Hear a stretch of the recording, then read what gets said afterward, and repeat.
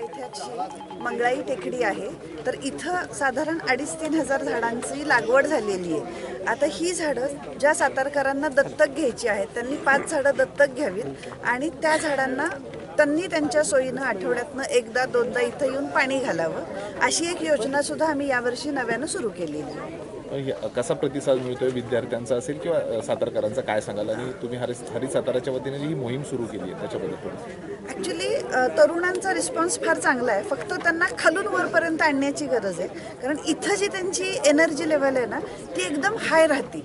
त्यामुळं मला वाटतं की जेवढे यूथ इथं येतील तेवढे या मोहिमेला त्यांचं पाठबळ मिळणार आहे, तेवढा आधार मिळणार आहे. आणि सातारकरांना आवाहन हेच आहे की सातारकर कायम अशा चांगल्या आणि आदर्श गोष्टींसाठी ओळखले जातात.